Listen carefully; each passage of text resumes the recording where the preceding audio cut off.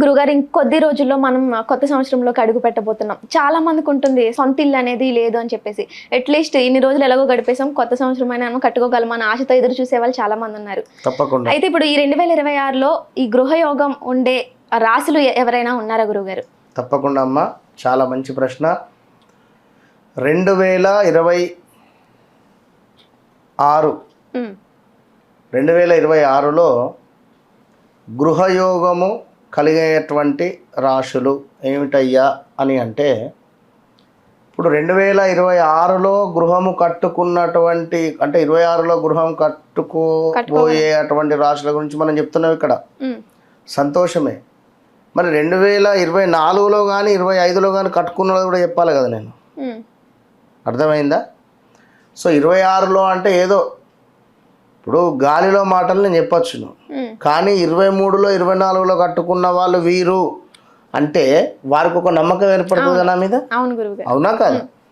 కనుక 2024, 25లో ముఖ్యంగా వృషభ రాశి వారు, ఓకే, 2022, 2023, 2024, 2025 ఆల్సో.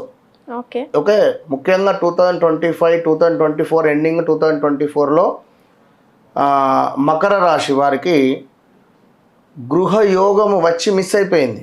ముగ్గు పోసి ఆగడమో, ఫ్లాట్కు అడ్వాన్స్ ఇచ్చి ఆగడమో, ఏదో ఒకటైతే ఏర్పడాలి. మీనరాశి జాతకులు గృహము కట్టుకున్నటువంటి దాఖలాలు ఉన్నవి. ఓకే, లాస్ట్ 2 ఇయర్స్లో 2022 ఆగస్టు నుంచి స్టిల్ ఈ 2025 ఆగస్టు లోపు గడిచిన 3 సంవత్సరాలలో. అదేవిధంగా గడిచిన 2020లో సింహరాశి వారికి 2019 ఎండింగ్, లైక్ 2019 ఎండింగ్ కానీ 2020లో కానీ గృహయోగం సింహరాశి వారికి ఏర్పడింది ఖచ్చితంగా. అదేవిధంగా ముఖ్యంగా చూసుకున్నట్టయితే వృశ్చిక రాశి వారికి 2021 ఆగస్టు నుండి 2024 ఆగస్టు లోపు గృహము అమ్మడము 2 ఏర్పడ్డాయి. పెద్ద మొత్తంలో దెబ్బ పడిందంటే వీరికే, వృశ్చిక రాశి వారికి. మామూలు దెబ్బ కాదు అది. చాలా ఇబ్బంది కలిగిన సందర్భాలు, ఉన్న ఇల్లు అమ్ముకోవడం కానీ, ఒక కిరాయి రెంట్స్ అంటే రెంట్కు ఇల్లు తిరగడము, చాలా ఒక 4-5 ఇండ్లు చేంజ్ అవ్వడము, పెద్ద మొత్తంలో ట్రేడింగ్లో కానీ ల్యాండ్ మీద కానీ ఇన్వెస్ట్మెంట్ చేసి లాస్ అయిపోవడము, అదేవిధంగా నమ్మి డబ్బులు ఇవ్వడము, మోసపోవడము వృశ్చిక రాశి వారి పని 2021 ఆగస్టు నుండి 23 ఆగస్టు లోపు జరిగిపోయింది అది. సో ఇదే టైంలో ఇల్లు కొన్నారు, అమ్మిర్రు కూడా. అదేవిధంగా కర్కాటక రాశి 2022 ఆగస్టు నుండి 2024 ఆగస్టు లోపు గృహయోగము కానీ వివాహ యోగం కానీ వీరికి అయిపోయింది. సో మళ్ళీ రాబోతూ ఉన్నది, అది ఎప్పుడు అనేది మనం చెబుదాం.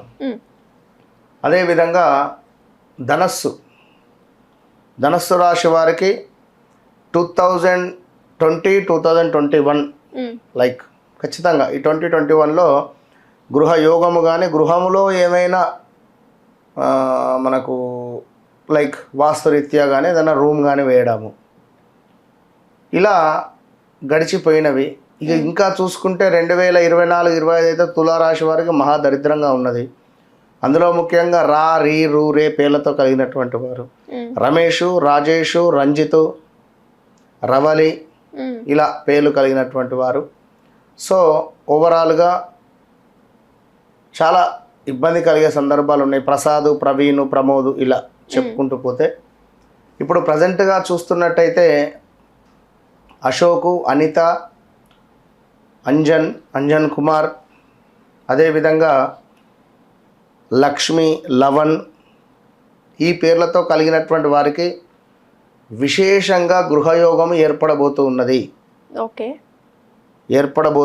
ఒకవేళ ఏర్పడవచ్చు 2026లో. అదేవిధంగా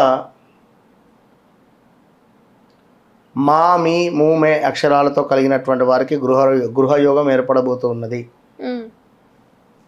సో వీరికి గడిచిన ఒక 10 నెలల నుండి అయితే అస్సలు బాలేదు. చాలా బ్యాడ్ ఈవెంట్స్. సొంత కొడుకే ఇబ్బంది పెట్టడమా, సొంత అల్లుడే ఇబ్బంది పెట్టడమా, అసలు పని చేసే చోట చాలా ఇబ్బంది కలిగించే సందర్భాలు కానీ చాలా అంటే చాలా మైనస్ వాతావరణం ఏర్పడుతూ ఉన్నది. ఇంట బయట ఇబ్బందులు, కాళ్ళకు దెబ్బలు తాకినటువంటి దాఖలాలు, ఓకే. మామూలుగా జస్ట్ నడుస్తూ వెళ్ళిన కాలు స్కిడ్ అయ్యి దెబ్బ తాకడము, ఇక అసలు మామూలుగా లేదు. వర్ణనానీతము ఈ సింహరాశి వారికి. ఇక మకర రాశి కూడా ఆల్సో జాక్షరము గాక్షరము పేర్లు కలిగినటువంటి వారికి చాలా డేంజర్ జోన్లోనే ఉన్నారు. ఓకే. గడిచిన రోజులు అధికంగా శ్రమ, ఒక్కరే నలుగురి పని చేయడము, మనం ఎంత పని చేసినా మనకు అసలు గుర్తింపు లేకపోవడాలు, ఇలాంటివి ఎన్నెన్నో కూడా ఉన్నటువంటి దాఖలాలు. సో 2026లో మేషరాశి, సింహరాశి, తులారాశి, అదేవిధంగా మకర రాశి, ఈ రాశుల వారికి గృహ యోగం ఏర్పడబోతున్నది. ఏది ఏమైనప్పటికీ కూడా జన్మ లగ్నము అనేటువంటిది నామ లగ్నము అనేటువంటిది వేరువేరుగా ఉంటుంది. ఓకే. సో జన్మ లగ్నము నామలగ్నము అనేటువంటిది అంటే పేరు బలము మన జాతకరీత్యా ఉండే బలాలు రెండింటినీ చూడాలి. ఉదాహరణకు మీ పేరు విజయ ఎగ్జాంపుల్, బట్ మీ జాతకరీత్యా మీది ధనస్సు రాశి అయితే మీరు విజయ పేరు మీద మీకు వచ్చేటువంటి వృషభ రాశిని చూసుకోవడం ద్వారా పప్పులో కాలేసినట్టే. ఓకే. సో మీ డేట్ ఆఫ్ బర్త్ పుట్టిన సమయం ప్రకారంగా మీదేమిటి, మీ రాశి కానీ మీ నడిచే దశ అంతర్దశలు కానీ మీ లగ్నం ఎన్ని డిగ్రీల్లో ఉంది, అదేవిధంగా లగ్నాధిపతి ఎక్కడున్నాడు, మీకంటూ ఒక యోగకారకుడు ఉంటాడు, ఒక బాధకారకుడు ఉంటాడు. యోగకారకుని యొక్క దశ వచ్చినప్పుడు ఎప్పుడుంది, మరి యోగకారకుడికి అధిపతి ఎవరు, దీన్ని పట్టుకోవడం ద్వారా మాకు రాజయోగం ఏర్పడుతుందా, ఇలా ఎన్నెన్నో సముద్రం ఇది. కనుక ఈ విషయాలను తప్పకుండా తెలుసుకోవాల్సిన బాధ్యత మీదే. కనుక చాలామంది మార్కెట్లో సబ్జెక్ట్ లేనటువంటి వారు ఉన్నారు. బట్ నేను ఎవరి గురించి అని నేను చెప్పను, కానీ సబ్జెక్ట్ ఉండేటువంటి వారితో మాట్లాడి మంచి విషయాలను తెలుసుకోవడం ద్వారా మీ జీవితము ఒక జ్యోతిలాగా వెలుగుతుంది. అంతే. ఓకే గురుగారు. ఓకే, ధన్యవాదాలు గురుగారు. మహాదేవ.